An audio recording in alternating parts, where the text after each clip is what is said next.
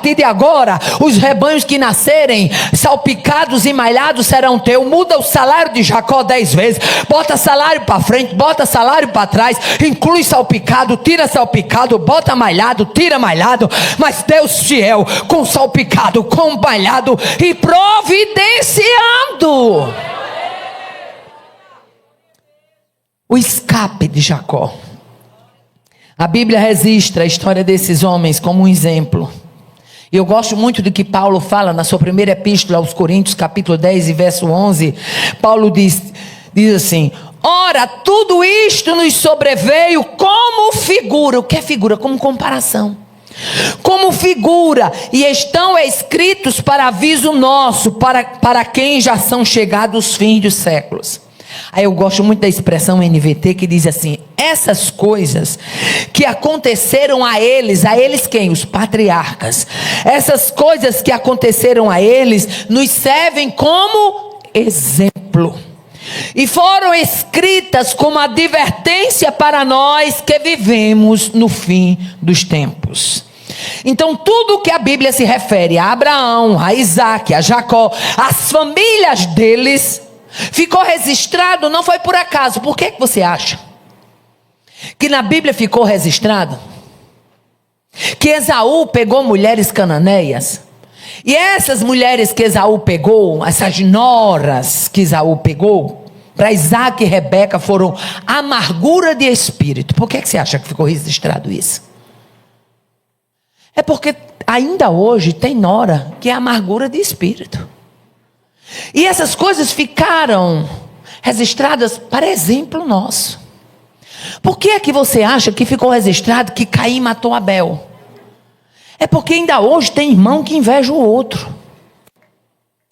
Por que é que você acha que ficou registrada a história que Jacó não amava Leia e Leia amava Jacó, e chegava ao ponto de trocar as mandrágoras do seu filho Rúben para poder ter uma noite com seu marido? Por que você acha? Porque ainda hoje existem mulheres que mendigam o amor do seu marido. Então tudo que ficou registrado, a Bíblia diz que ficou registrado para ensinamento nosso. Por isso que quando eu leio a palavra, por isso que quando eu medito na palavra, por isso que quando eu coloco a palavra no meio da minha família, eu tenho condições de sobra, de sobressair, de viver, de prosperar, de me animar, de ser fortalecida. Por quê? Porque foi escrito para engrandecimento espiritual nosso. Aleluia. Então Deus escolheu esse povo de Israel para ser o seu povo. Aleluia. Deus escolheu. Aleluia. E Jesus fala exatamente dessa importância de conhecer as Escrituras. E a expressão Deus de Abraão, Deus de Isaac e Deus de Jacó, ela nos remete a uma frase bem simples: Deus é Deus de famílias. Não pense você que o fato de você ter um problema dentro da sua casa, ter um filho mais rebelde, ter uma filha incompreensiva, ter um marido desajustado, ter uma nora que é muitas vezes uma pedra no seu calcanhar, isso passa desapercebido. Não, não. O nosso Deus é Deus de famílias e Ele está intimamente interessado em mudar a nossa situação. Aleluia. Então esses três patriarcas, Abraão, Isaac e Jacó, eles são reconhecidos como ícones. E o que é na verdade um ícone? Um ícone é alguém que se distingue. Um ícone é alguém que simboliza uma determinada época, uma cultura, uma área do conhecimento, uma pessoa importante, uma pessoa reconhecida em sua área. Então eu posso dizer que em matéria de fé, Abraão é um ícone, porque ele foi chamado o pai da fé. Então os três patriarcas, Abraão, Isaac e Jacó, nós podemos dizer que são ícones, porque foram pessoas reconhecidas em suas épocas. E aí a família de Abraão, ela foi firmada na confiança de uma palavra proferida por Deus. Preste bem atenção. Todas as vezes que Deus liberar uma palavra sobre a sua família, você registre, anote. Por que, irmã Aparecida? Porque a mente da gente é falha. Anote. A promessa de Deus, se possível, anote a data. Anote os detalhes do que Deus está falando com você. Nós vamos ver que tudo começou aqui em Gênesis 12. Deus chega para Abraão e diz: sai da tua terra, da tua parentela e da casa de teu pai para uma terra que eu te mostrarei. Tudo que aconteceu na vida de Abraão, na vida de Isaac, na vida de Jacó, até hoje tem descendência de Abraão lá em Israel. A guerra está truando lá, mas eles sabem que são descendência de Abraão. Tudo que aquele povo de Israel vem ao longo dos milênios vivenciando foi porque alguém creu numa palavra. A nação de Israel é uma nação firmada na palavra. Eles creem que são um povo eleito, eles creem que são um povo amado. E deixa eu abrir aqui um parênteses para dizer a vocês. Deus me deu o privilégio de conhecer o Museu da Guerra dos 6 Dias em Israel. Foi uma guerra que Israel venceu. Em 6 dias ele venceu 6 ou foi 7 nações. Quando ele mal tinha começado a voltar a ser nação. E eu vi lá as valas, eu vi os canhões, eu vi todos os artefatos que ele usava. E não tem outra explicação para aquele povo ter ganho aquela guerra. Quando ainda mal tinha se erguido outra vez como nação. Israel voltou a ser nação em 1948. Não tinha como aquele povo se sobressair se eles não crescem numa palavra. Então o que é que eu quero chamar a sua atenção? Você não pode ser uma mulher que escuta a palavra e a palavra sai do coração, não. A palavra de Deus, ela entra pelo ouvido, mas ela tem que ser gravada aqui, ó. Bata no seu peito e diga: é aqui. É aqui que eu tenho que guardar o que Deus fala comigo. Oh, porque depois que você guarda aqui, pode o inferno fazer careta, pode a tempestade se levantar, pode o redemoinho bater nos 4 cantos da casa, mas você permanece de pé, o povo se apavorando e você dizendo: o meu Deus me prometeu e Ele é fiel. O que eu quero é que você entenda que quando você tem uma família, essa família está firmada na palavra de Deus, o inferno se levanta do mesmo jeito. A tempestade assola do mesmo jeito. Mas qual é a diferença? É porque no barco tem alguém que compreende que tem um comandante. É porque no barco tem alguém que compreende que Ele é Senhor, que acalma o vento, que aquieta o mar e que vai vir tempos de bonança. Aleluia. A família de Abraão foi firmada numa palavra proferida pelo próprio Deus. Aleluia. Deus diz: sai da tua terra. Arruma, vou falar no meu nordestinês, arruma aí os teus picuai, a tua mochila, vai embora. Para onde? Não vou dizer agora. Tu vai para uma terra que eu te mostrarei. Ei, você sair daqui de Teresina para você ir bem ali, como vocês gostam de dizer, né? O bem ali do piauiense é perigoso. Quando o piauiense disser bem ali, não vá a pé não, porque você pode se dar muito mal. Eu já conheço vocês. Glória a Deus por isso, né? Deus manda Abraão arrumar as coisas e diz: sai da tua terra, da tua parentela, da casa de teu pai, para uma terra que eu te mostrarei. E o escritor aos Hebreus diz: e ele obedeceu, sem saber para onde ia. O que é isso, irmã Aparecida? É porque quando você está debaixo da palavra de Deus, pode gente botar medo, pode gente dizer que não vai dar certo, pode gente dizer que não vai prosperar, mas você está caminhando debaixo de uma palavra que foi liberada.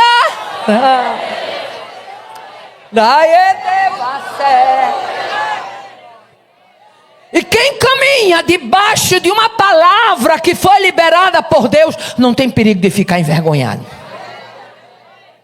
Oh, aleluia. Deixa eu abrir aqui um parênteses, que quando eu abro esse parênteses, Deus fala com alguém específico. Há muitos anos atrás, Deus me chamou para fazer a obra.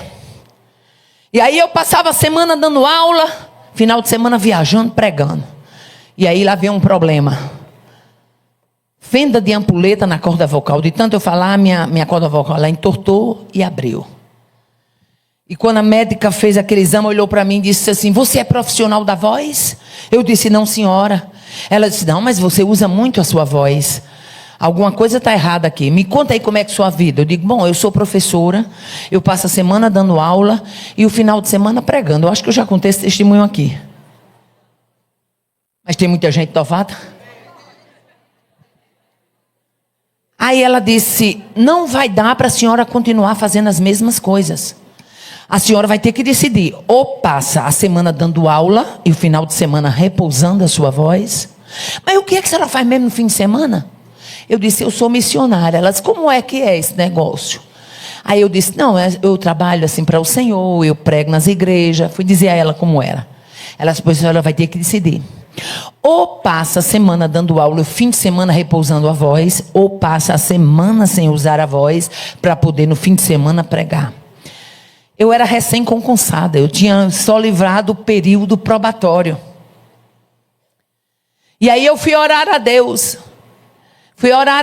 E um dia eu ouvi uma professora dizendo lá no colégio, não sei o que, falando lá, readaptação em outra função. Aí eu disse: ei, como é esse negócio? Que eu não sabia nem que existia. Eu sei como é esse negócio. Não, readaptação em outra função é você entra com um processo para você ser readaptada, relocada em outra função.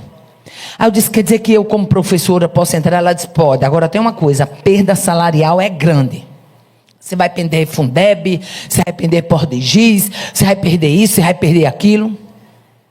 E aí eu não contei conversa, dei entrada no processo. Eu estou dentro do contexto de quando você compreende que uma palavra, você está debaixo de uma palavra. Dei entrada no processo, e quando eu dei entrada no processo, que a história se espalhou na escola, minha tia na época era diretora da escola, ela mandou me chamar no gabinete dela lá, ela olhou para mim e disse: o que foi que tu fizesse, criatura? Tu acabasse de entrar como professora efetiva do quadro do Estado, só livrasse o período probatório, tu vai ter uma perda salarial violenta. Por que você fez isso? Eu disse: porque eu tenho um chamado. E entre eu abrir mão da sala de aula e abrir mão da pregação, eu abro mão da sala de aula. Dei entrada. As chances eram pouquíssimas. Aleluia. Eram pouquíssimas. Mas chegou o dia da gente comparecer na junta. E todo mundo dizia assim: você vai para a junta, agora quando chegar lá na junta, você vai ter que mentir muito. E eu disse: pois está ruim. Porque Deus vai fazer alguma coisa por mim, porque eu não vou para isso não. Só que dias antes da junta, acho que um mês mais ou menos, não lembro quantos dias, eu fui pregar numa igreja da Madureira, e lá tinha um irmão, que ele já dorme no Senhor, o irmão Fernando. E quando eu preguei naquele congresso de mulheres lá, eu falei: irmãos, ore por mim, porque tal dia eu vou estar passando na junta médica, e eu preciso que Deus me dê vitória num processo de readaptação. E aquele irmão, eu não sabia, estava lá e ouviu, ele trabalhava na regional de saúde, lá por dentro com os médicos de junta e tudo. E quando terminou o culto, ele foi onde eu estava e disse: como é o nome da senhora completo? Aí eu disse: Maria Aparecida da Silva Borges. Ele anotou num papelzinho. Eu fiquei sem entender. Aí eu olhei para ele, ele disse: eu estou anotando o nome da senhora porque eu trabalho, e eu vou dizer para os médicos lá que essa pessoa, vou dizer que é uma pessoa minha. Estou na minha. Mas como tinha passado mais de mês, eu lá sabia se esse irmão se lembrava de mim, também não liguei, não peguei o telefone dele, fui embora, não tinha contato nem nada. Chegou o dia da junta. Quando chegou o dia da junta, que a médica pegou meus papéis, olhou para mim e disse assim: a senhora sente isso? Eu disse: não, senhora. A senhora, quando fala assim, sente como se fosse uma lança cortando a sua garganta? Sente? Não, senhora. A senhora sente isso? Não, senhora. A senhora sente... Não. Então por que a senhora está aqui? Eu disse: porque eu quero me readaptar. Eu preciso sair de sala de aula, porque eu uso minha voz no final de semana. Eu prego, eu sou evangélica. E eu preciso me readaptar. E ela olhou assim os papéis. E alguém tinha me dito, olha, se você for readaptada, você vai ter que de 3 em 3 meses, de 6 em 6 meses, estar lá se humilhando para os médicos, pegando novo atestado. É aquela coisa, aquela morrinha aí, eu dizendo para Jesus, Jesus, eu não quero estar lá de 3 em 3 médicos, de 3 em 3 meses. Eu não quero estar lá de 6 em 6 meses. Eu quero que tu trabalhe por mim. E ela olhou para mim, aí pegou meu nome e disse, Maria Aparecida da Silva Borges.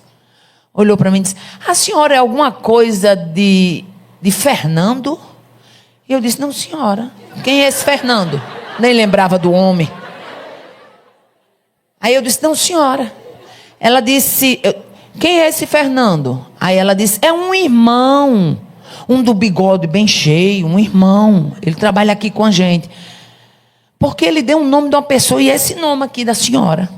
Aí eu disse, eu acho que é um que é da Madureira. Ela disse, é. Ela olhou para mim e disse, minha senhora, é o seguinte, para que a senhora não precise mais voltar aqui, botou bem grande, definitivamente. A senhora está readaptada definitivamente. Nunca mais a senhora vai precisar passar em junta.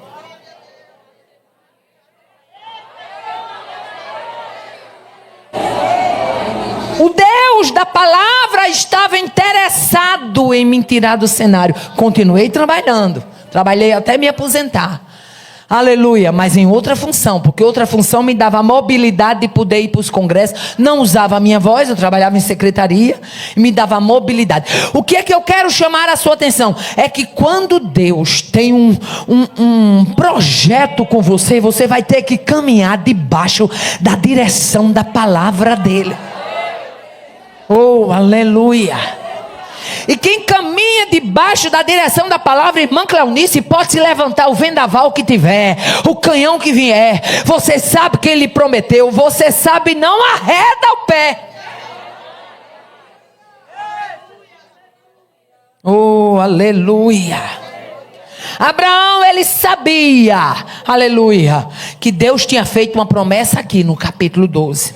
Agora bota aí a frase, a equipe da mídia, a frase que eu passei para vocês.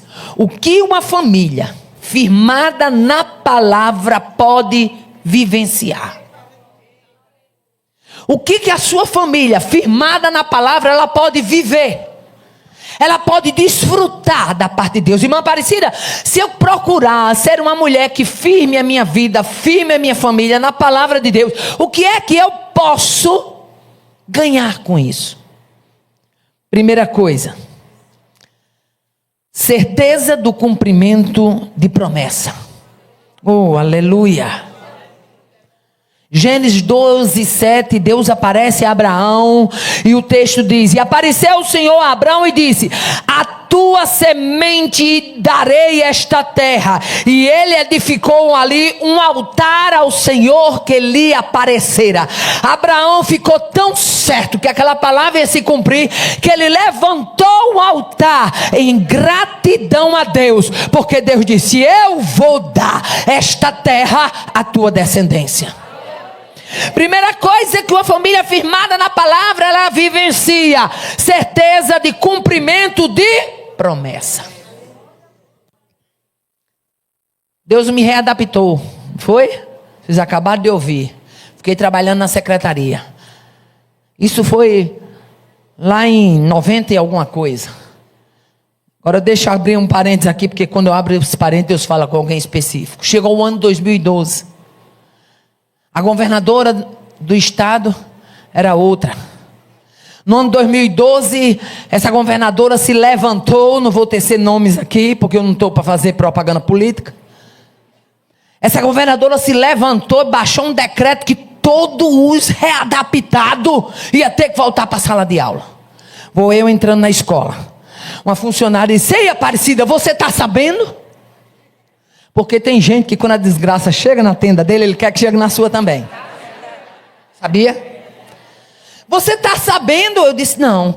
Tu vai ter que voltar para a sala de aula. Eu disse, vou não. Tu vai voltar. Eu volto não. Ela disse, mas menino, tu não está sabendo não do decreto aí, do edital que a governadora baixou? Minha filha, já tem gente recebendo carta, está todo mundo alvoroçado. Pode logo procurar uma escola para você, porque no que ela mandou os readaptar, tudo voltar para a sala de aula, está faltando é sala de aula. E se a pessoa não arranjar sala de aula para dar as aulas, aí complica, porque perde salário. Aí o negócio, o balaio de gato está grande. Eu disse, minha filha, é o seguinte, nem eu volto para a sala de aula, nem eu vou procurar sala de aula, nem eu vou receber essa carta, e nem ela vai estar abaixo da minha readaptação. Ela olhou e fez, por quê? Eu digo, porque quem me readaptou me deu uma palavra. Quem me readaptou me deu uma palavra.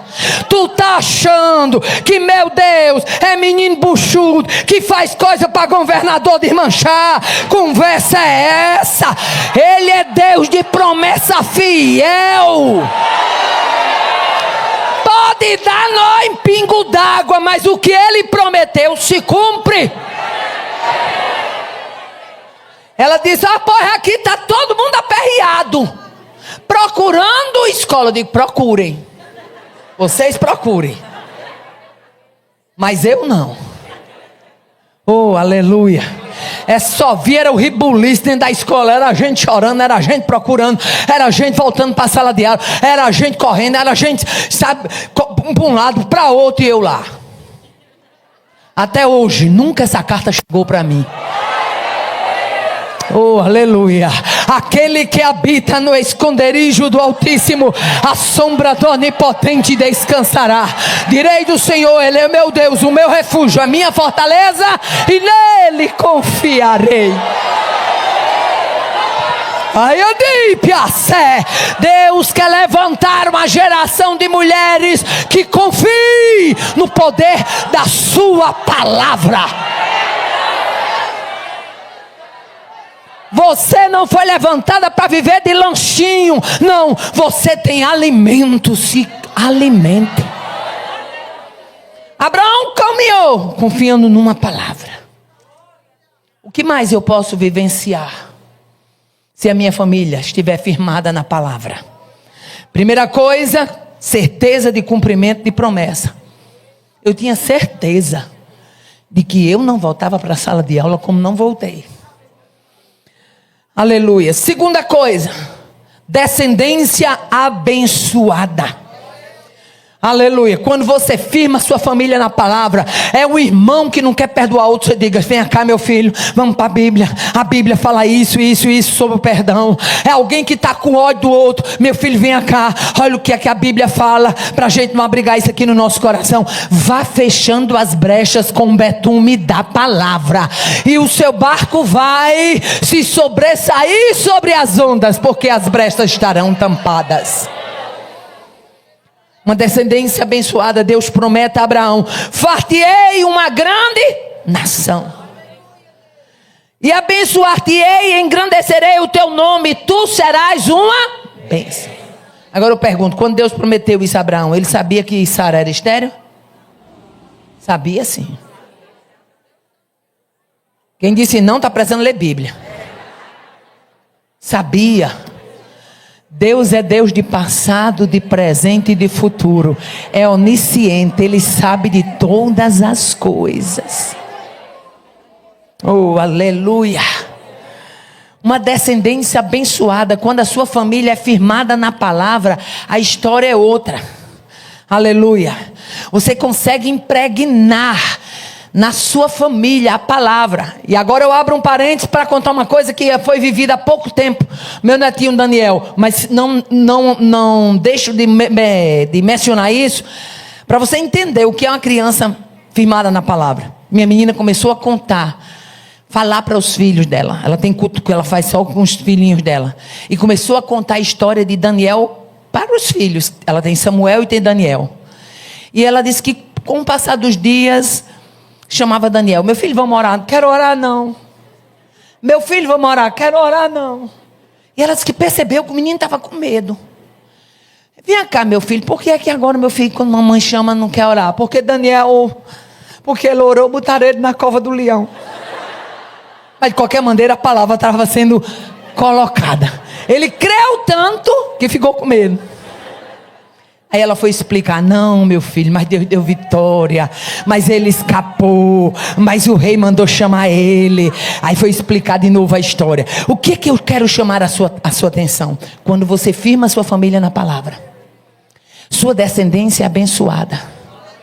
Seus filhos, na hora que ele pisar o pé fora do prumo, ele vai se lembrar daquilo que você colocou na vida deles. Eles podem até se desviar, até ir no mundo, mas lá ele vai se lembrar daquilo que está firmado no coração deles. Encha a tua casa da palavra.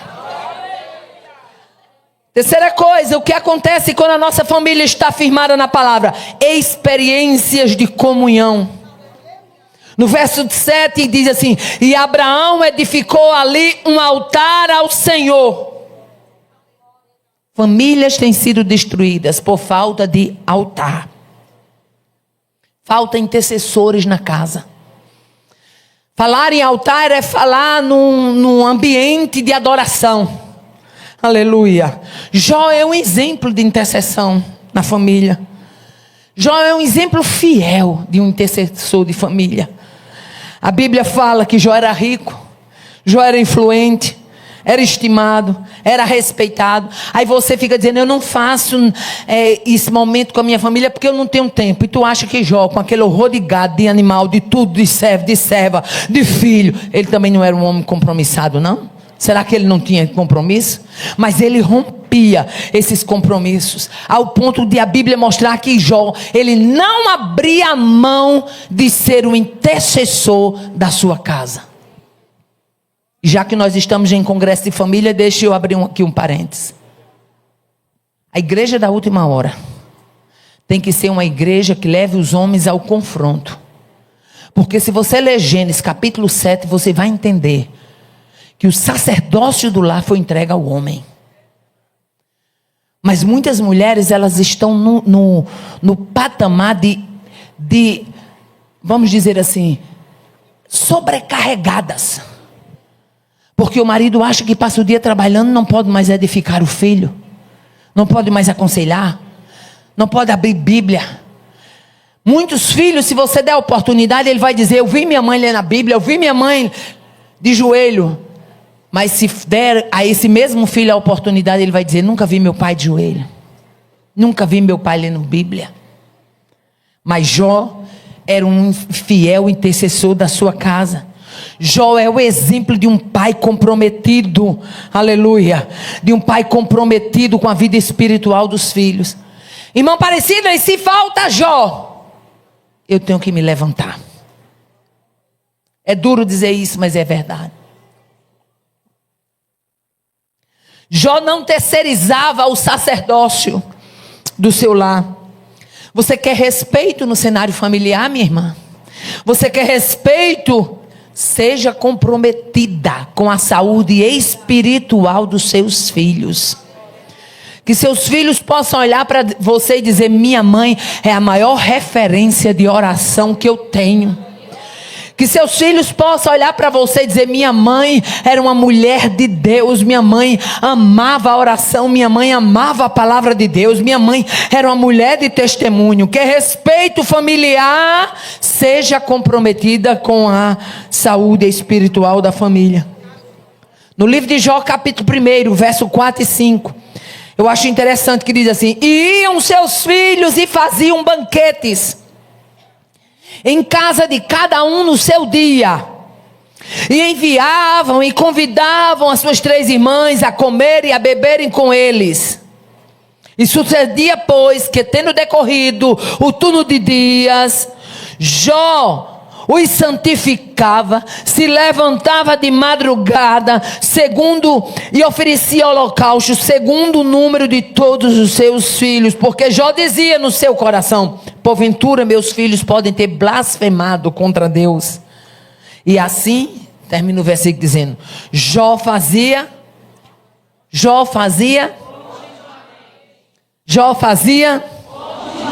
eu não posso orar só uma semana pelos meus filhos, eu tenho que fazer. Eu não posso falar a palavra de Deus apenas uma vez, uma semana para meus filhos, eu tenho que fazer. É um trabalho contínuo. Aleluia. Os filhos faziam banquete, mas Jó levantava altar. Os filhos faziam festa, algazarra, mas Jó fazia sacrifício. Oh, aleluia. Glória a Deus. O que mais uma família afirmada na palavra ela pode vivenciar? A responsabilidade na condução da formação de alianças da sua casa. Que responsabilidade grande. Responsabilidade na condução da formação de alianças da sua casa. Quem são as alianças dos seus filhos? Minha mãe me criou com um ditado nordestino. Talvez vocês tenham até mães que tenham criado vocês também com isso aí. Minha mãe dizia assim: quem se encosta ao bom é igual a ele. Quem se encosta ao ruim é pior do que ele. A mãe de vocês faziam isso? Às vezes eu queria ir com as meninas da rua, que muitas vezes era a voadinha da cabeça e o adolescente. Aí eu queria ir junto com as meninas, minha mãe, vai não. Aí eu dizia, mamãe, deixa eu ir, deixo não. Pé podre, só procura bota véia. Ela não é para você, e nem você é para ela. Mamãe, mas eu gosto tanto de ir com ela, deixa eu ir não. Boa romaria faz na sua casa, tá em paz. O que era isso que as mães de antigamente nutriam, ensinavam os filhos com provérbios populares? Elas não tinham acesso à tecnologia que a gente tem. Elas não tinham acesso ao conhecimento acadêmico que hoje nós temos. Elas não tinham acesso às bíblias de estudo e de ensinamento que hoje nós temos. Hoje, se você quiser um devocional para chorar, tem. Se você quiser um devocional para tomar café de manhã, tem.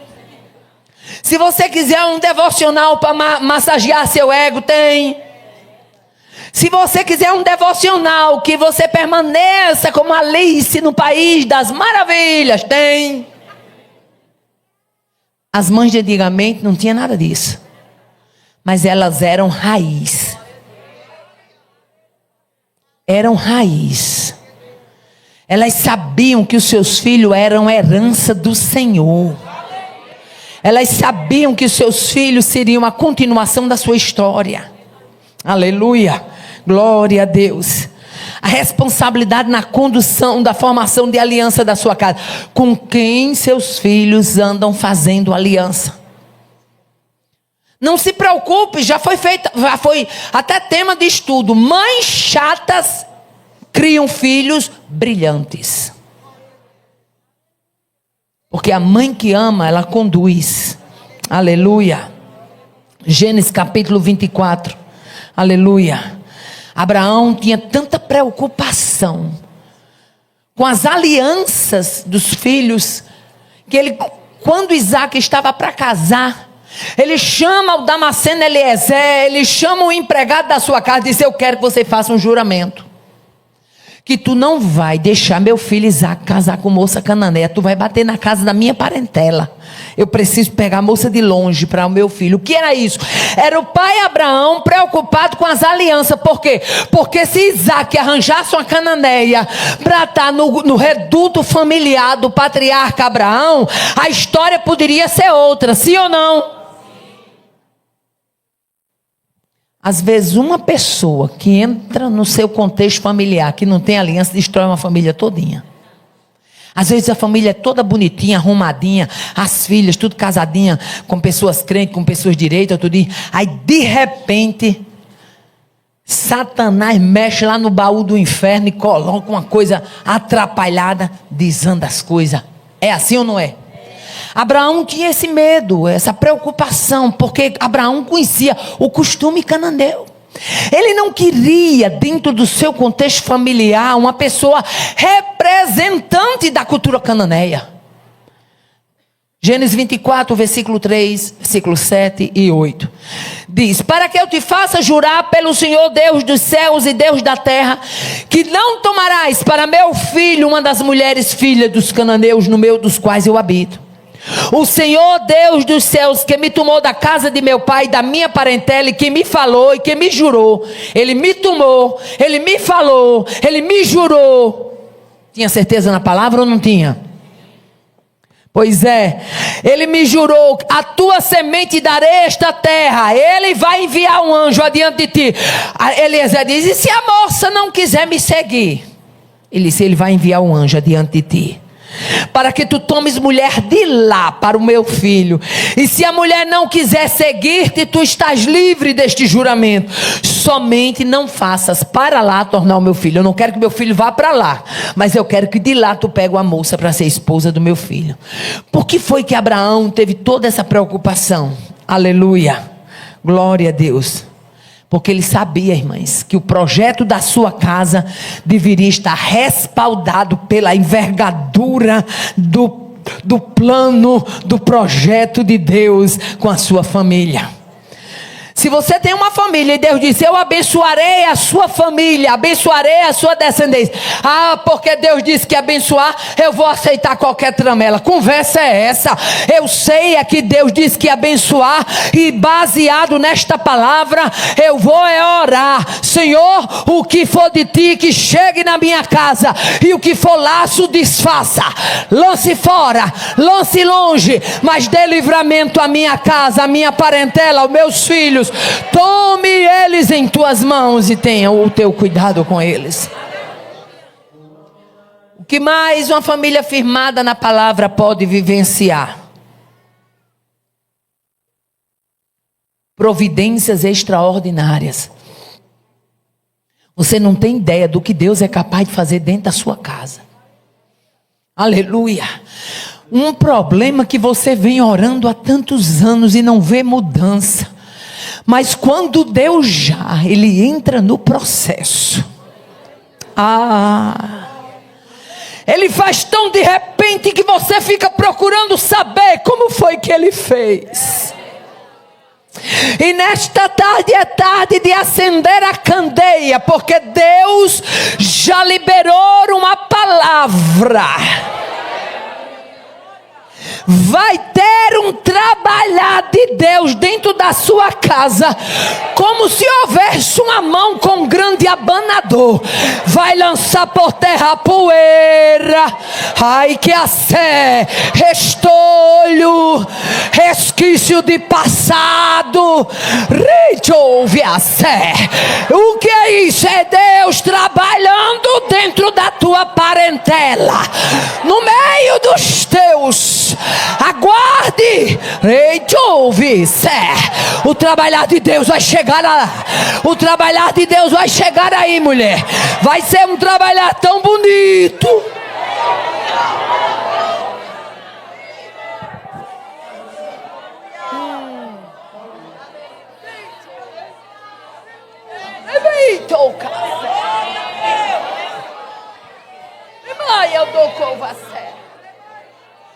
Você tem dito assim: Deus, eu não vou ver mais essa cena. Deus disse: tu vai ver coisa muito maior.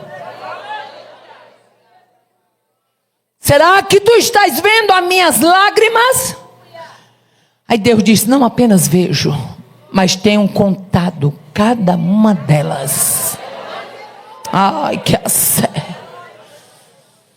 Aguarde o trabalhar de Deus, porque esse processo vai glorificar o nome dele.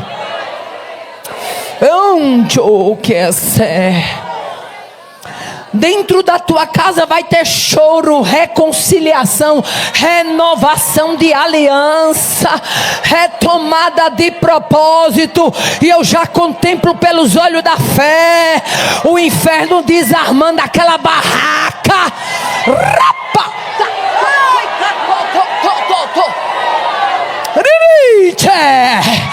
Porque tem hora e tem prazo, e Deus se apressa para fazer.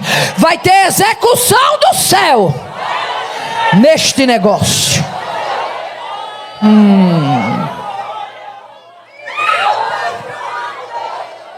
Limite.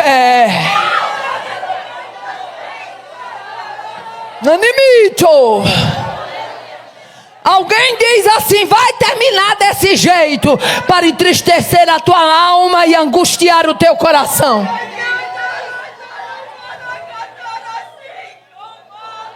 Mas nesta tarde Deus diz: acredite na palavra que está sendo liberada. vai ter audiência marcada. Que e Deus vai mostrar que nessa audiência é teu advogado.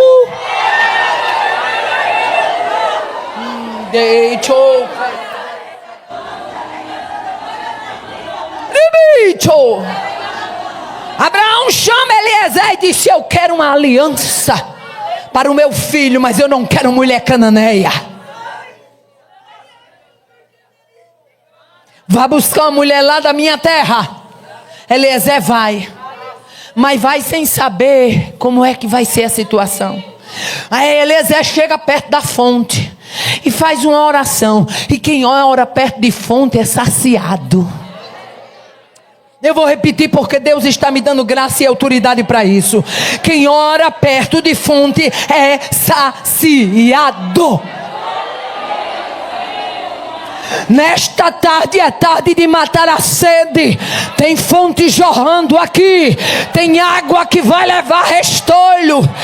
Este congresso vai ser marcado por uma enxurrada do lavor de Deus.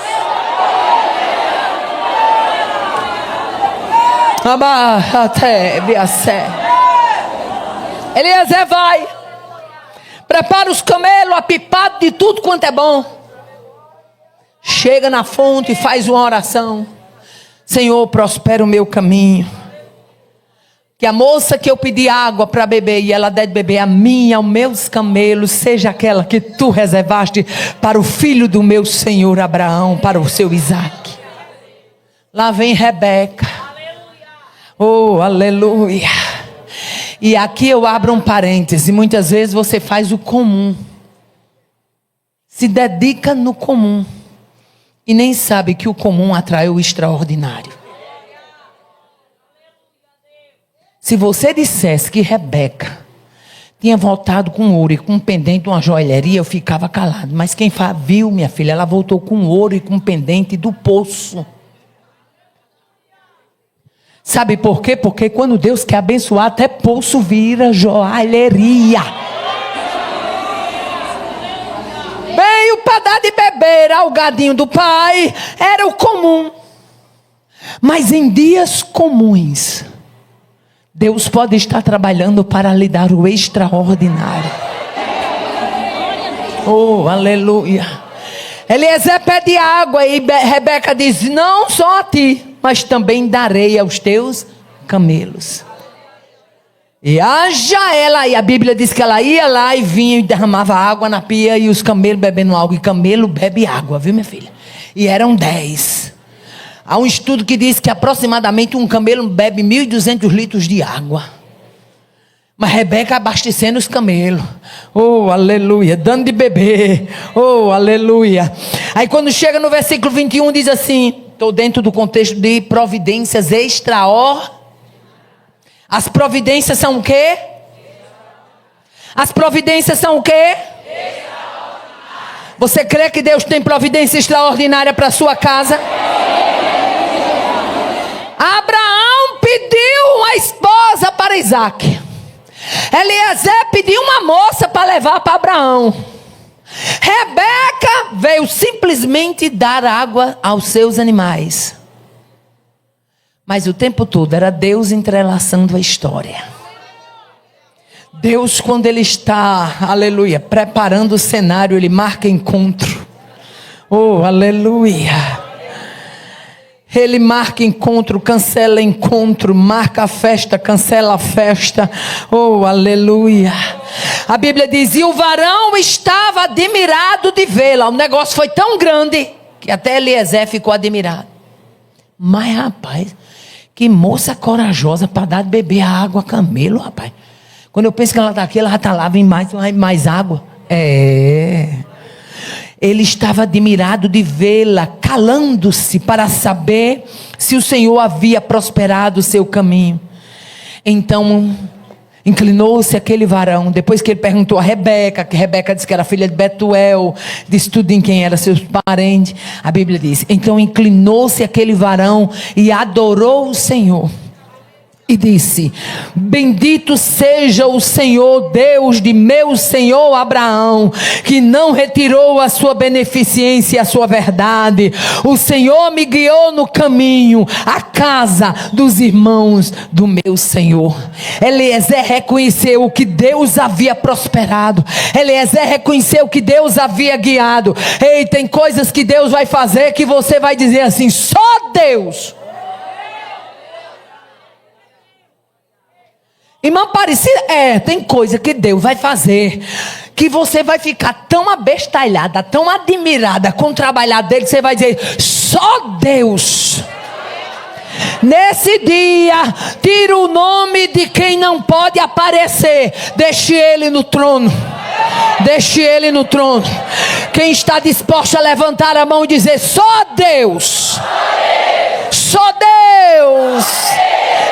Naquele dia você vai dizer isso aqui, irmã Cleonice. Vem contar no ciclo de oração, diz isso aqui, minhas irmãs. Da culto de ação de graça em casa, e quando vai testificar diz: no meio da parentela vai alçar a voz e vai dizer: no meio da vizinhança vai alçar a voz e vai contar: só Deus, só Deus, só Deus, só Deus, só Deus. A Ele a honra, a Ele o louvor, a Ele a glória, a Ele a exaltação. Eliezer reconheceu que era Deus. Um encontro marcado com a parentela de Abraão. Não teve ninguém que mandou um WhatsApp: ei, tá chegando aí meu empregado, vai lá para a beira do poço. Não teve ninguém que deu uma telefonada: escuta aqui, Betuel, tô mandando um rapaz aqui chamado Eliezer. Naquele tempo não tinha essas modernidades não.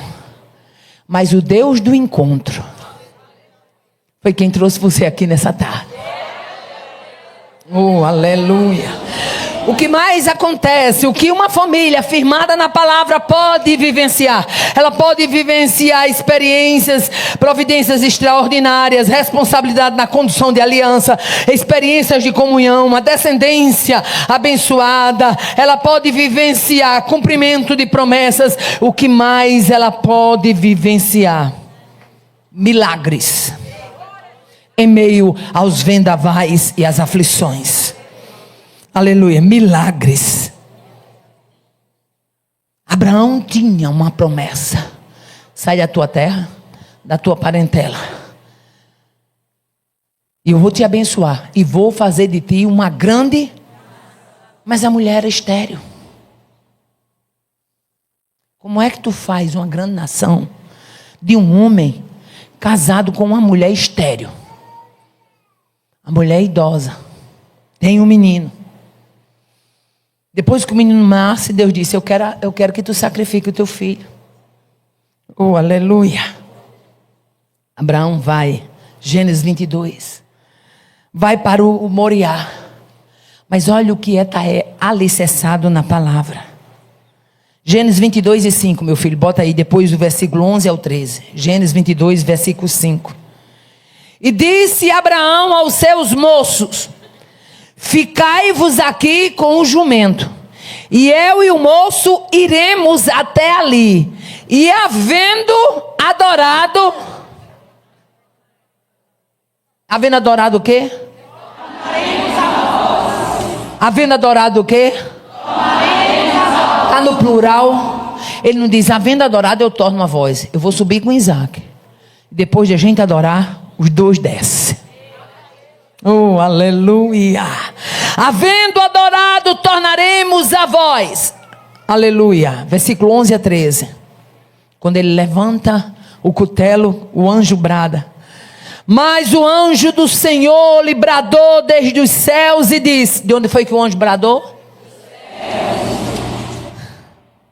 Quem vive milagre com Deus, meu filho, até brado de anjo do céu vem.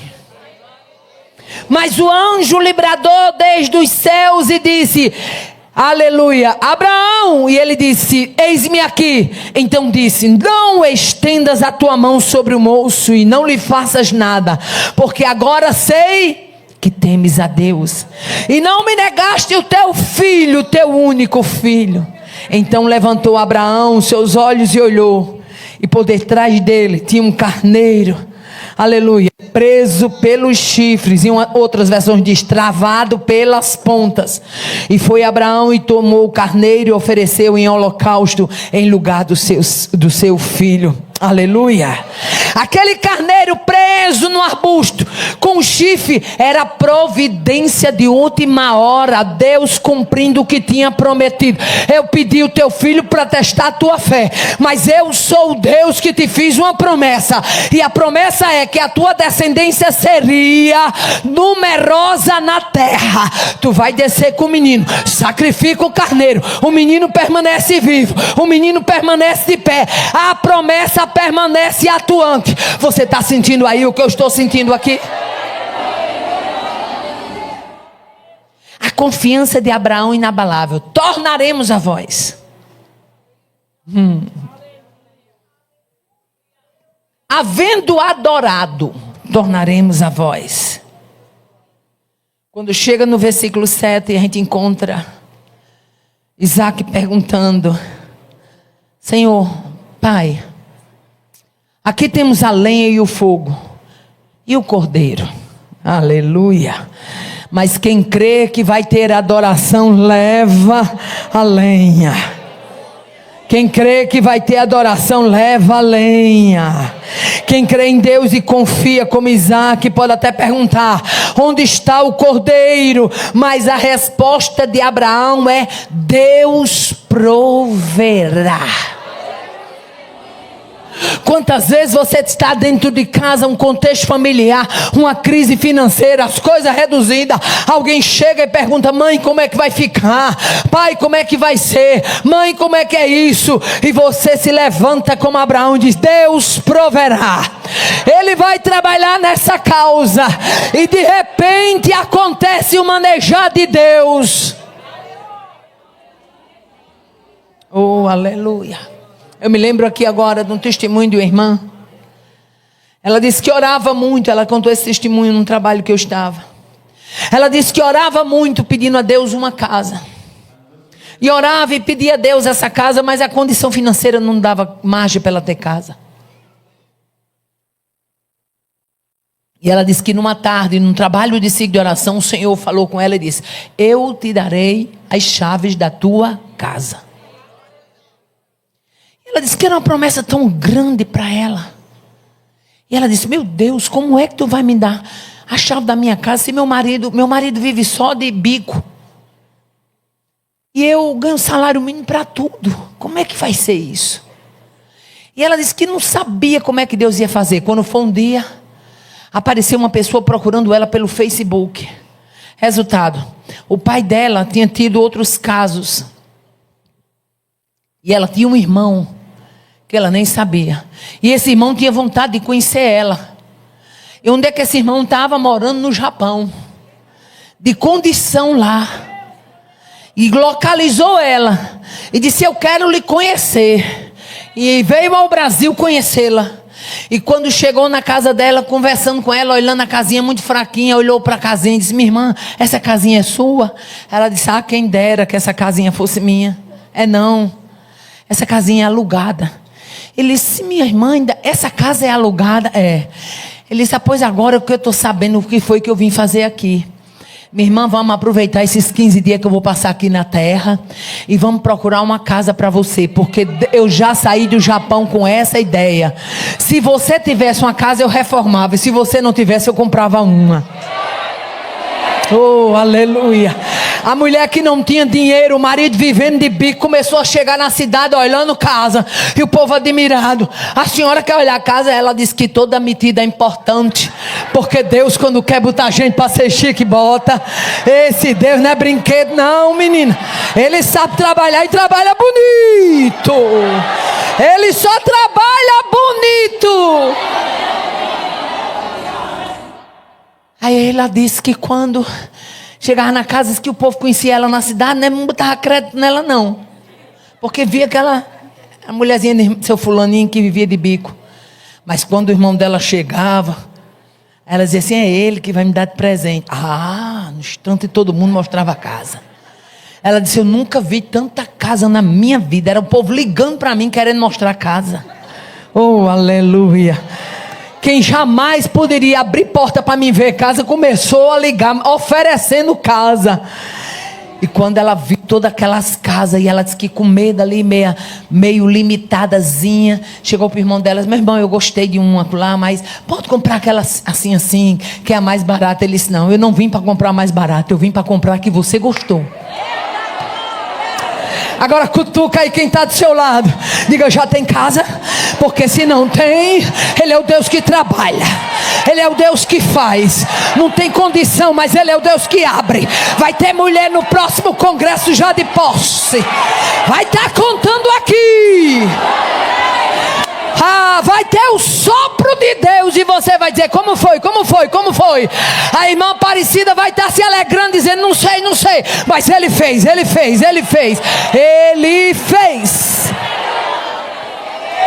Oh, aleluia. Glória a Deus, aleluia. O que mais acontece, aleluia, com uma família firmada na palavra? Uma descendência comprometida com Deus. Coisa melhor do mundo é uma descendência comprometida com o céu. Você não tem riqueza maior, minha irmã, para deixar para os seus filhos, do que você incutir Jesus na vida deles. Essa é a maior riqueza que uma mãe pode dar para os seus filhos. Não tem diploma, não tem emprego, não tem investimento universitário que supere uma mãe que sabe revelar Cristo para os filhos. Esse congresso é sobre isso, é sobre revelar Cristo, o maior de todas as riquezas, para os filhos. De que adianta seu filho conhecer tanta coisa, sua filha conhecer tanta coisa, mas não conhecer Cristo? Você está criando filhos. A sua descendência é para povoar o céu e saquear o inferno. Você entende o peso disso? Quantas vezes Satanás se arregimentou, tentou tirar as suas forças, tentou te prender numa masmorra, tentou te deixar detida numa sala com depressão, mas o inferno não conseguiu isso, porque sobre a sua vida repousa o aval da glória de Deus. Mulher, tu és vitoriosa. Você chegou nessa tarde aqui, tu és vitoriosa. O inferno tentou te deter, tentou te parar, tentou te entristecer, tentou arrancar o grito de louvor, mas nesta tarde alce a tua voz num brado de glória, porque você chegou aqui.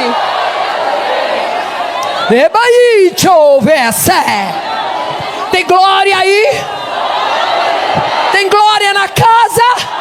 Tem glória no coração? Tem glória na vida? Tem glória no Espírito?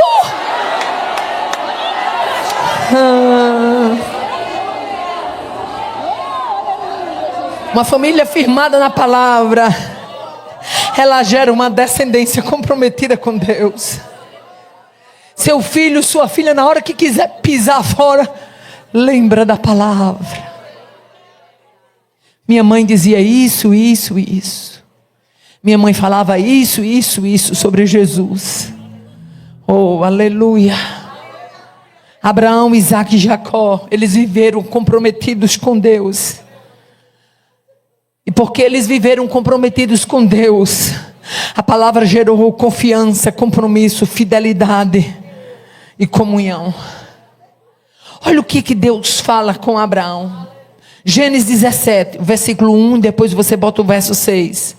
Diz assim: sendo Abraão da idade de 99 anos. Quantos anos ele tinha? 99. Qual é a tua idade, minha filha? Tem gente que já está dizendo assim: eu estou muito velha para ir para a igreja. Eu estou muito velha para me dedicar a isso agora. Estou muito velha para fazer um jejum. Sendo Abraão da idade de... Apareceu o Senhor a Abraão e disse-lhe: eu sou o Deus Todo-Poderoso, anda em minha presença e ser perfeito. E te farei frutificar grandissimamente, te farei nações e reis sairão de ti. Estou velho, Senhor, quero só que você ande na minha presença e procure ser perfeito. Estou cansado, Senhor, eu quero só que você ande na minha presença e procure ser perfeito. Eu estou desanimado, Senhor, eu quero só que você ande na minha presença e procure ser perfeito. Eu ainda tenho plano, farei de ti nações e reis sairão de ti. Uma promessa para um homem que tinha 99 anos.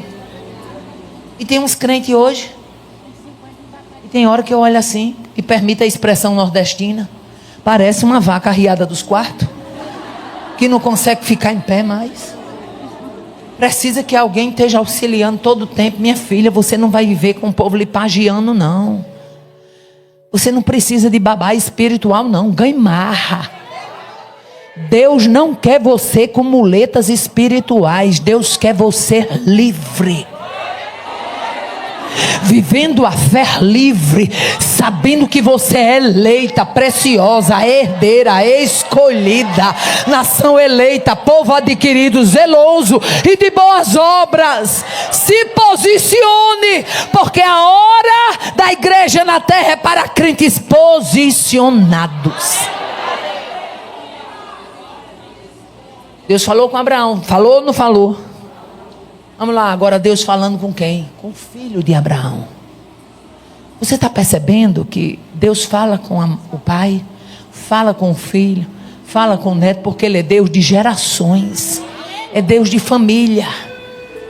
Quando chega em Gênesis 26, versículo 2, 3 e 4, diz assim, falando com Isaac: e apareceu-lhe o Senhor e disse: não desças ao Egito, habita na terra que eu te disser, peregrina nesta terra, serei contigo e te abençoarei, porque a ti e a tua semente darei todas estas terras. E o que? E o que? A quem? Confirmarei, vamos todo mundo dizer junto. Confirmarei. A história que eu falei para o seu pai permanece de pé. Anda aqui na minha presença.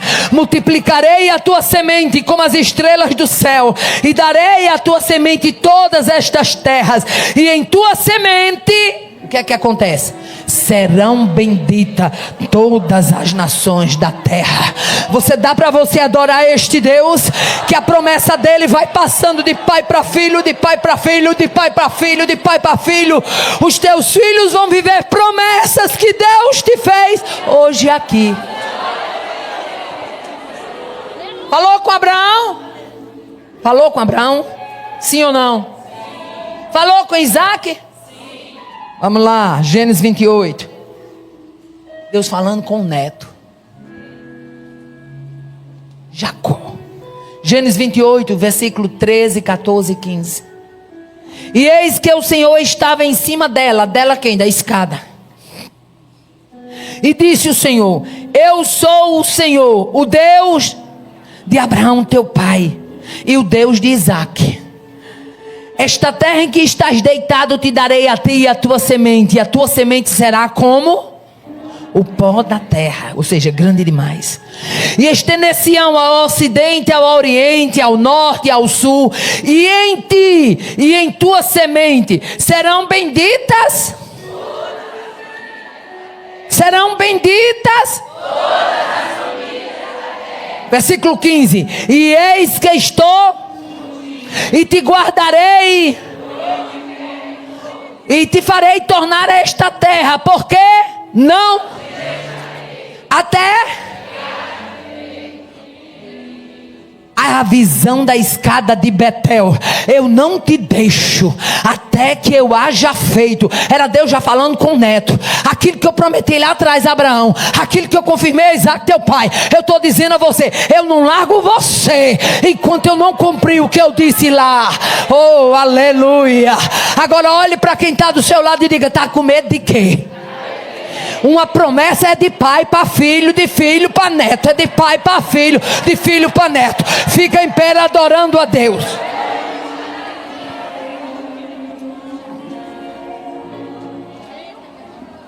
Irmã Raimunda, esse aqui é seu, minha filha. Glória a Deus. Nós vamos orar. Mas eu gostaria de convidar a cantora para cantar aquele mesmo hino, pode ser? Conte, minha filha, aquele mesmo louvor que você cantou agora por último. Oh, aleluia. Nós vamos adorar a Deus.